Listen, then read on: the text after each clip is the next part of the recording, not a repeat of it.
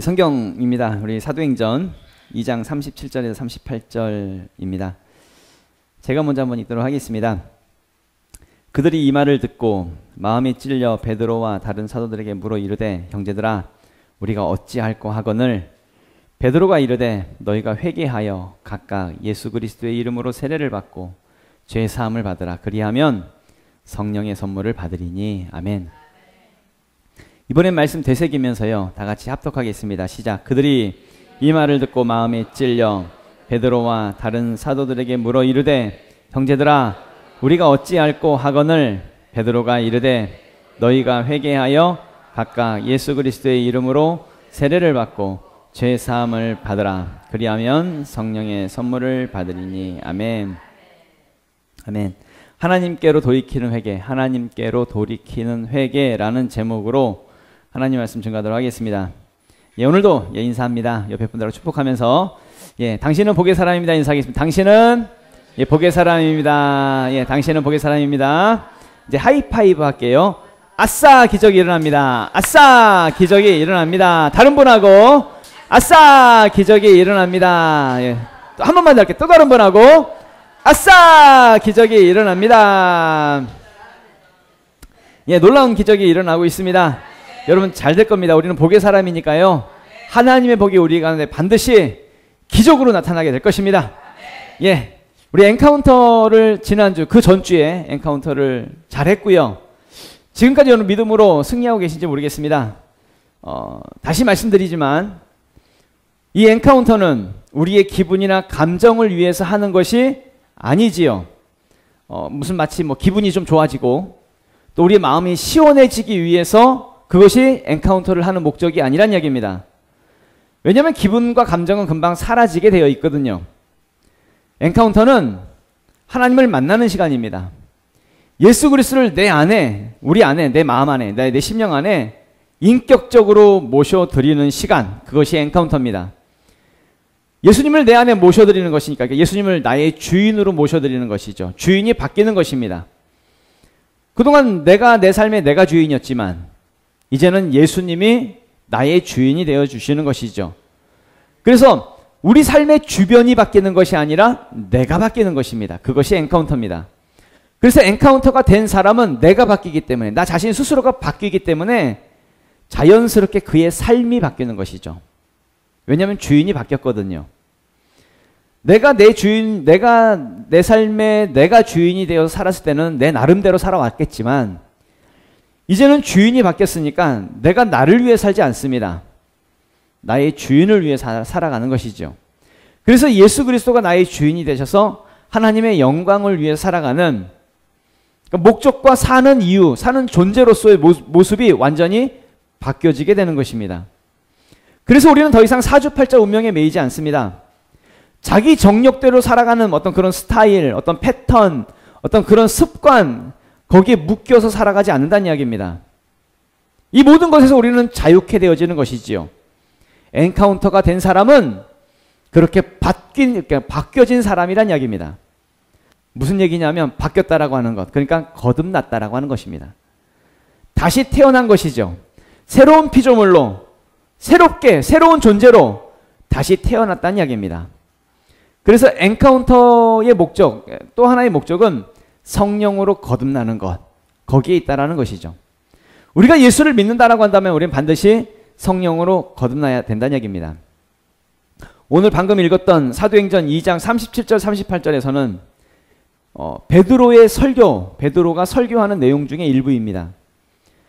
그러니까 베드로가 설교하기 전에, 지금 이렇게 설교하기 전에 120명의 성도들이 마가의 다락방에서, 그러니까 사도들과 120명의 성도들이 모여가지고 성령을 받지요. 성령 세례를 강력하게 받습니다. 하나님의 임재, 성령의 임재를 강력하게 경험한 다음에 성령 받은 베드로가, 성령으로 거듭난 베드로가 그 자리에 모여있던 유대인들, 그리고 예루살렘에 모여있던 그 사람들을 향해서 설교하기 시작합니다.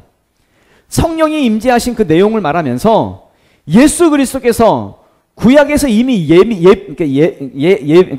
예언되어진 그런 메시아다라고 하는 그 사실을 선포하게 되지요.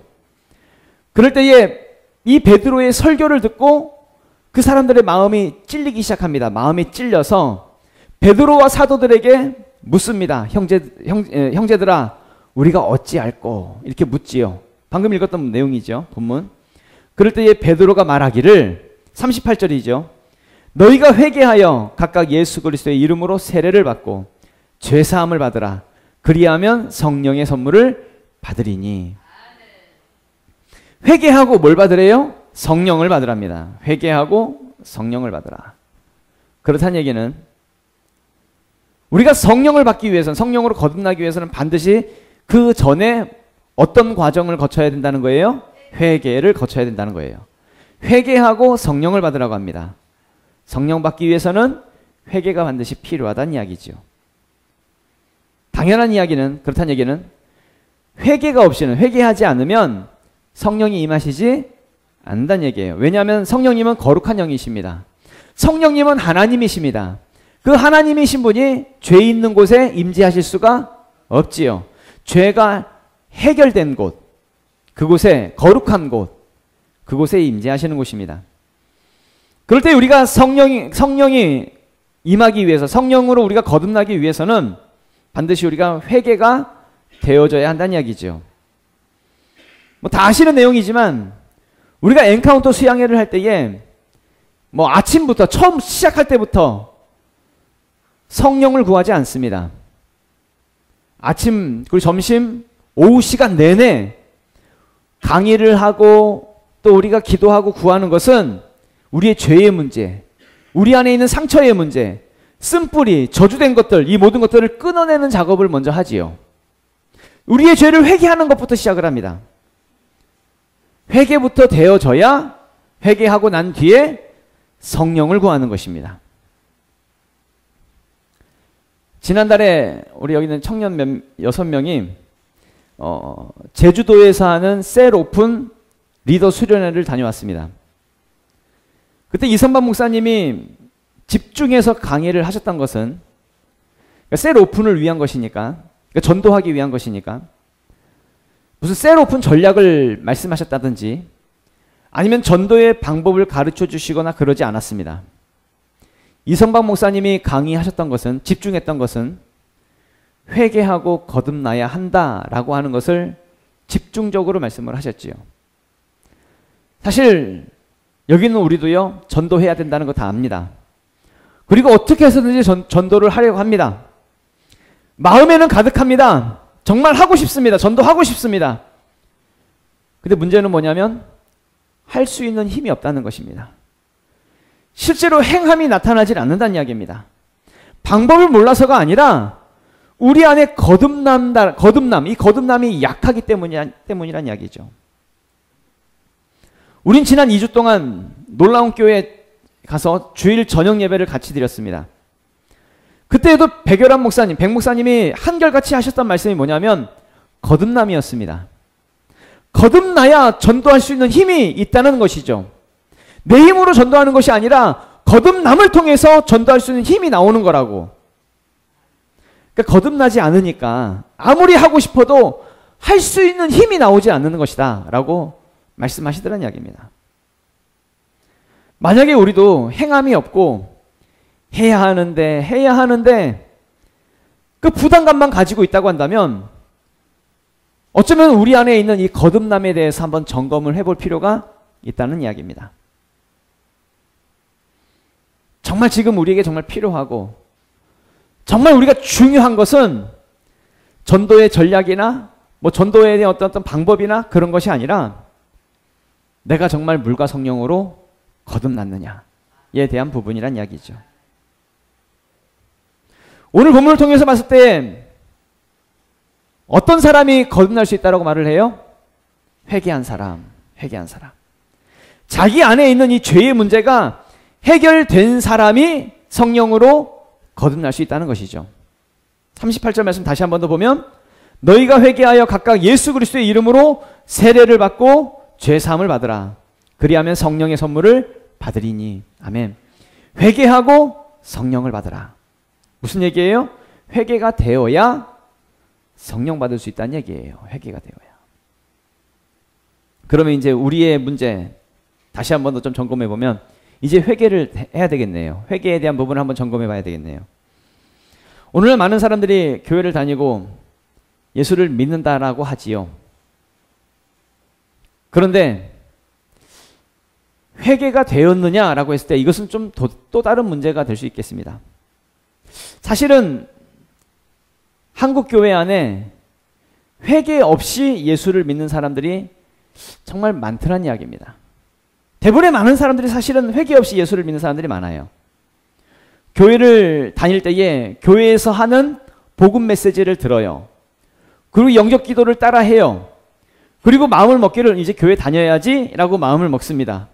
대부분의 많은 사람들이 여기까지의 부분을 예수 믿는 것이다 라고, 기독교인이 된 것이다 라고 그렇게 생각을 하더란 이야기입니다. 예수 그리스도를 영접했다, 내 마음에 영접했다, 모셔드렸다, 그렇게 생각하는 사람들이 많더란 이야기죠. 그러다 보니까 회개가 없습니다. 많은 사람들이 회개가 없이 교회를 다니고 회개 없이 예수를 믿고 있더란 이야기죠. 그러니까 성령으로 거듭날래야 거듭날 수가 없는 것입니다. 회개가 없으니 성령이 없지요. 성령 받지를 못하는 것이죠. 그러니까 아무런 역사, 아무런 능력도 나타나질 않는 것이죠.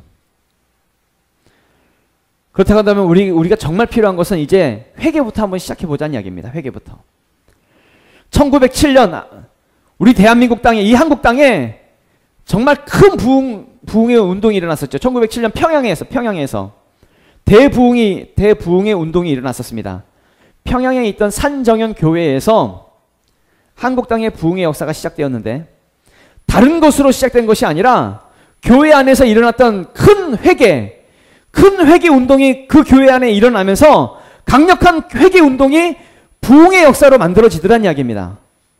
예수님도 이 땅에 오셨을 때에 가장 첫 번째 선포하셨던 것이 뭐예요? 회개하라고. 마태복음 4장 17절의 말씀 보면은 이때부터 예수께서 비로소 전파하여 이르시되 회개하라, 천국이 가까이 왔느니라 하시더니. 아멘. 무슨 얘기예요? 회개한 사람만이 천국에 들어갈 수 있다고. 그러니까 회개해야 된다고.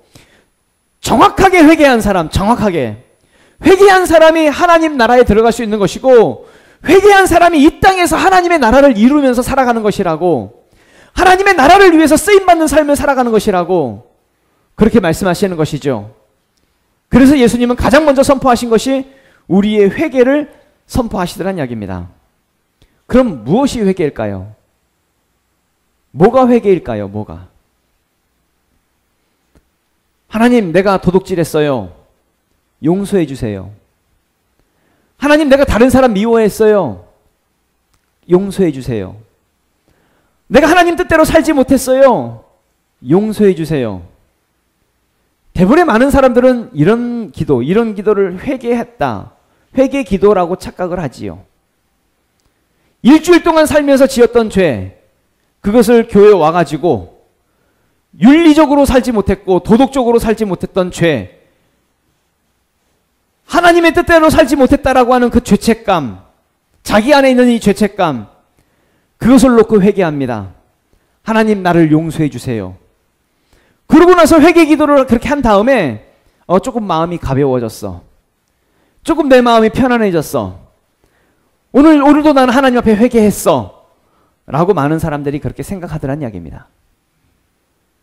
그런데 그것은 엄밀한 의미에서 회개 아닙니다. 어디까지나 자기 연민이고 자기 위로, 회개한 다음에 자기 위로고 회개했다라고 생각하는 자기 만족이지요. 우리는 그렇게 많은 날 동안 그렇게 회개를 해왔습니다. 왜 우리는 주일날만 되면 또다시 그렇게 회개를 해야 될까요? 아무런 변화 없이. 하나님을 향해서 돌이킨 게 아니기 때문에 그렇습니다. 아무런 행함이 없기 때문에 그렇습니다. 또 회개하고 또 회개하고 또 회개하고 그러면서 또 회개를 하는 삶을 살아가는 것, 이것은 절대 회개가 아니란 이야기죠. 회개는 하나님께로 완전히 방향을 틀어서 돌이키는 것입니다. 완전히 그 행동이 바뀌어지는 것입니다. 삶이 바뀌는 것이죠. 이게 진정한 회개라는 것입니다.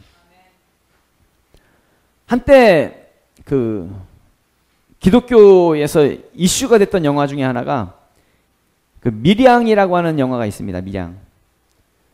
그 영화를 만든 감독이 이제 이창동이라고 하는 감독인데 사실 개인적으로는 별로 좋아하지 않는 감독입니다.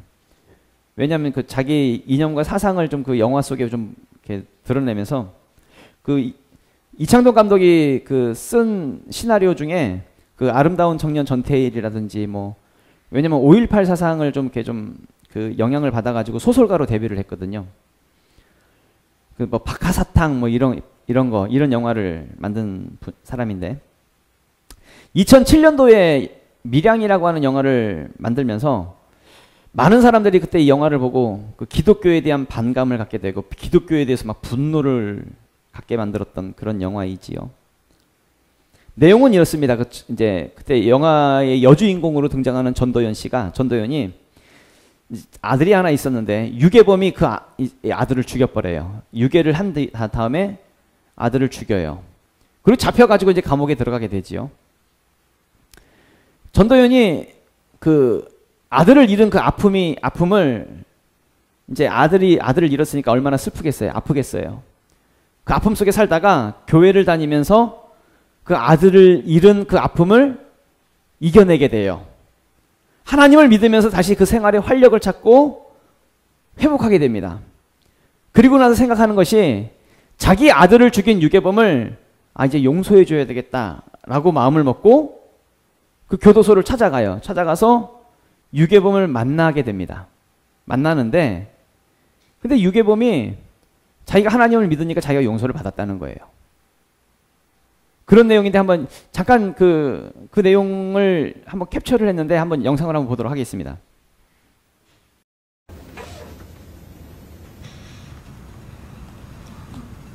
얼굴이 좋네요, 생각보다. 죄송합니다. 아니에요, 건강해야죠. 아무리 큰 죄를 지은 죄인이라도 하나님은 건강을 주시잖아요.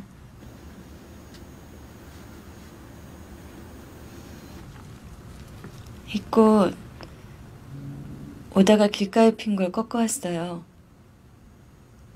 이 안에선 꽃 보기 힘들잖아요. 예쁘죠? 이 예쁜 꽃도 하나님이 우리에게 주신 선물이에요. 내가 오늘 여기 찾아온 건요, 하나님의 은혜와 사랑을 전해주러 왔어요. 나도 전에는 몰랐어요. 하나님이 계시다는 것도 절대 안 믿었어요. 내 눈에 안 보이니까 안 믿었죠. 그런데 우리 준이 때문에 하나님의 사랑을 알고 비로소 마음의 평화를 얻고 새 생명을 얻었어요. 그분의 사랑과 은혜를 느낄 수 있다는 게 얼마나 감사하고 행복한지 몰라요. 그래서 내가 여기까지 찾아온 거예요. 그분의 사랑을 전하기 위해서요. 고맙습니다. 정말 고맙습니다. 준이 어머니한테 우리 하나님 아버지 이야기를 듣게 되니 참말로 감사합니다. 저도 믿음을 가지게 되었거든요. 요 교도소에 들어온 뒤로 하나님을 가슴에 받아들이게 됐습니다. 하나님이 이 죄 많은 인간한테 찾아와 주신 거지. 그래요? 하나님을 알게 됐다니 다행이네요. 예, 얼마나 감사한 일입니까? 하나님이 이 죄 많은 놈한테 손 내밀어 주시고 그 앞에 엎드리가 지은 죄를 회개하도록 하고 제 죄를 용서해 주셨습니다.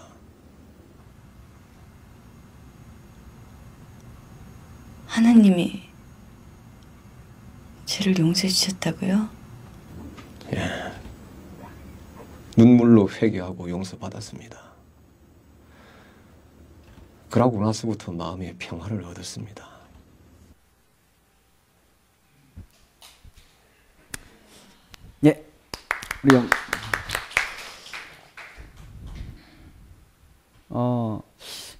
우리 영화 밀양에서 이 범인이 자신이 이제 회개했다고 하는데 눈물 흘리면서 회개했다고 하지요. 근데 그 말하는 것과 태도를 보면 달라진 게 없어요. 오히려 더 착해졌습니다. 더 의로워졌습니다. 더 당당해졌습니다. 많은 사람들이 회개를 이런 것으로 착각을 하더라고요.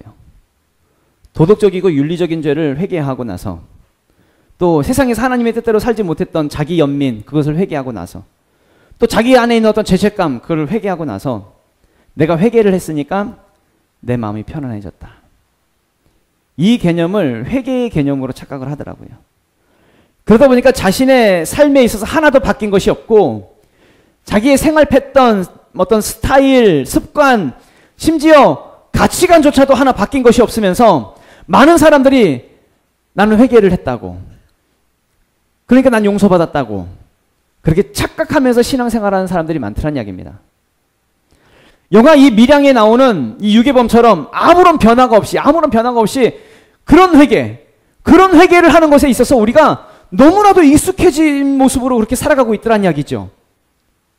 만약에 말입니다. 만약에 진짜 이 유괴범이 진짜 하나님을 만났고, 진짜 하나님 만났고, 진실한 회개를 하나님 앞에 했고, 진짜 성령으로 거듭났다라고 한다면, 저 유괴범은요, 아이 엄마를 보고 저런 모습으로 앉아 있을 수가 없습니다.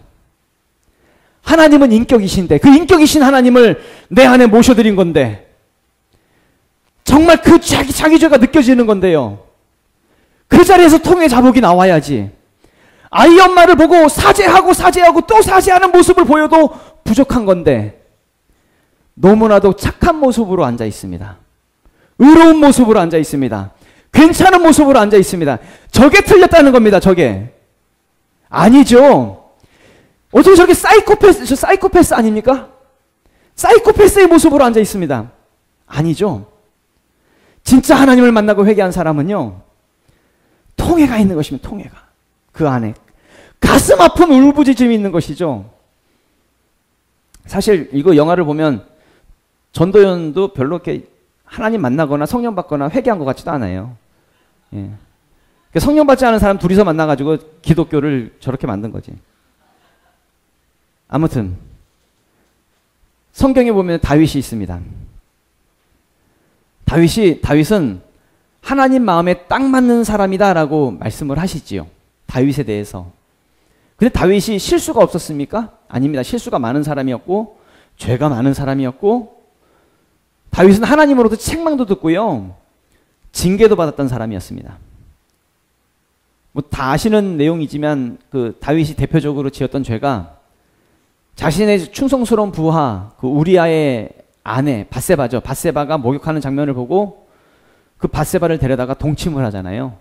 같이 잠자리를 같이 하고 밧세바가 임신하게 되니까 그 충성스러운 부하 우리아를 전쟁터에 내보내가지고 의도적으로 죽게 만들고, 결국 그 자기 부하의 아내를 자기가 간통한 다음에 자기가 뺏어버리는 그런 짓을 하게 되지요.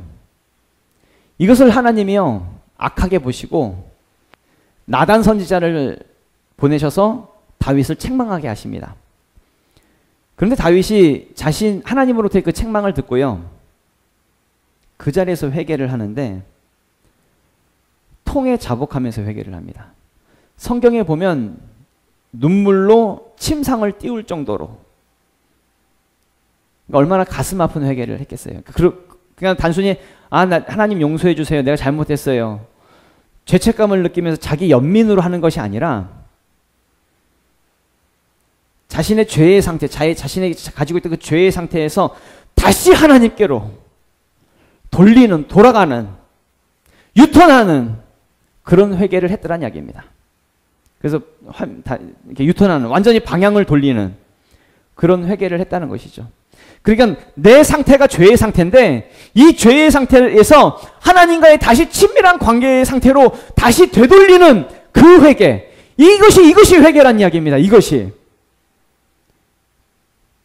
다시 돌아가게 해달라고, 하나님과 다시 완전한 상태로 그 상태로 돌이키게 해달라고.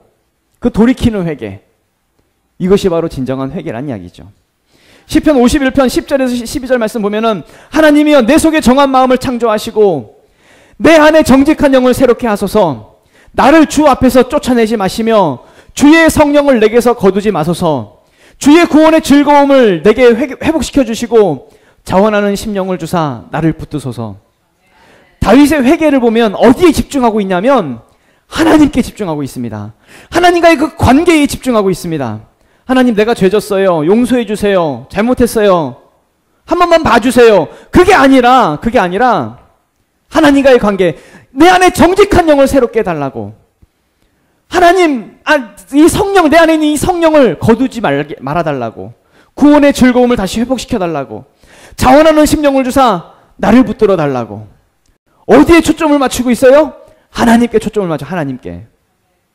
내 죄 용서해 주세요. 죄에 초점을 맞추는 것이 아니라 좀 죄가 좀 한번 봐달라 이 개념이 아니라 하나님께로 돌이키겠다고. 죄에 있던 나의 상태에서 하나님의 상태로 나를 돌이키겠다고. 이것이 바로 진정한 회개의 모습이란 이야기죠. 그럴 때에 하나님은 다윗을 끝까지 사용하셨고 다윗에 대해서 내 마음에 맞는 사람이라고 하나님은 그렇게 말씀하시더란 이야기죠. 사도행전 13장의 말씀 보면 패하시고 다윗을 왕으로 세우시고 증언하여 이르시되 내가 이새의 아들 다윗을 만나니 내 마음에 맞는 사람이라 내 뜻을 다 이루리라 하시더니. 아멘. 그러니까 죄가 있느냐 없느냐 이것이 중요한 것이 아니라 내가 하나님께로 돌이키는 회개를 했느냐 안 했느냐, 이게 굉장히 중요한 부분이란 이야기입니다. 많은 사람들이 하나님께로 돌이키는 회개 없이 오로지 그냥 윤리적이고 도덕적인 죄만, 그런 죄만 회개하고 있어요. 자기 연민, 자기 죄책감, 그 죄책감에 대한 부분만 회개하고 있다는 이야기입니다. 그러니까 회개한 다음에 아무런 변화도 없고 아무런 능력도 없이 그렇게 많은 사람들이 그렇게 살아가는 것이죠. 이렇게 회개를 했다라고 하는 것은 자신이 그냥 그 죄 속에서 또 그렇게 살겠다라고 하는 거예요. 자기 연민으로 회개하는 것은 그냥 어디까지나 자기 입장에서 난 회개했어. 자기 입장에서 회개하는 거죠. 그런데 하나님의 입장에서는 회개가 아니란 이야기입니다. 우리가 이제 입을 열어서 하나님 앞에 돌이키는 회개를 하자는 이야기입니다. 이제는 입을 열어서.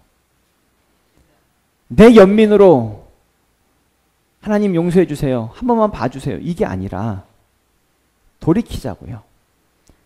이제 행동으로 바꾸자고요. 하나님의 관점으로 나를 옮겨놓자고요. 그런 회개를 하자는 이야기입니다. 다 같이 일어나셔서 기도할까요? 우리 기도할 때에 우리가 이 시간 우리의 입을 열어서 하나님 앞에 돌이키는 회개를 좀 했으면 좋겠습니다.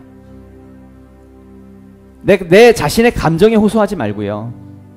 자기 연민에 빠지지 말고 하나님을 향해서 돌이키는 회개를 하자는 이야기입니다. 시편 32편 1절에서 5절의 말씀 보면은 이런 말씀이 있어요. 허물의 사함을 받고 자신의 죄가 가려진 자는 복이 있도다. 마음에 간사함이 없고 여호와께 정죄를 당하지 아니하는 자는 복이 있도다. 내가 입을 열지 아니할 때에는 종일 신음함으로 내 뼈가 쇠하였도다. 주의 손이 주야로 나를 누르시오니 내 진액이 빠져서 여름 가뭄의 마름같이 되었나이다. 셀라. 내가 이르기를 내 허물을 여호와께 자복하리라 하고 주께 내 죄를 아뢰고 내 죄악을 숨기지 아니하였더니 곧 주께서 내 죄악을 사하셨나이다. 셀라. 아멘. 방금 읽은 말씀 속에서요, 이전 화면을 볼까요? 이전 화면을 보면 내가 입을 열지 아니할 때에, 입을 열지 않고 회개하지 않는 거죠. 회개하지 아니할 때 종이 신음함으로 내 뼈가 쇠하였도다. 입을 열지 않으니까 주의 손이 주야로 나를 누른다고. 뭘 할래야 할 수가 없는 거예요. 하나님이 막으시는 거예요. 그런데 여호와께 자복하리라 하고 주께 내 죄를 아뢰고 내 죄를 숨기지 아니하였더니 곧 주께서 내 죄악을 사하셨나이다. 입을 열어서 하나님 앞에 자복하고 회개했더니 하나님께서 나의 모든 죄를 사하셨다 라고 말씀하고 있는 것이죠. 여러분 오해하지 마십시오. 회개는 우리의 마음을 아프게 하는 것이 아닙니다. 회개는 내가 하나님께로 나를 하나님께로 돌이키는 축복의 기회입니다. 오늘 하나님 앞에 회개함을 통해서 나 자신을 하나님께로 돌이킴을 통해서 나의 모든 삶을 하나님께로 진정 돌이키는 축복의 기회가 되어지는 터닝 포인트가 되어지기를 예수 이름으로 축원합니다. 기도할 때 하나님 나를 바꿀 것입니다. 내가 하나님께로 돌이킵니다. 진정한 회개가 되어지기 원합니다. 나를 도와주시옵소서. 주여 한번 외치고 기도하겠습니다. 주여!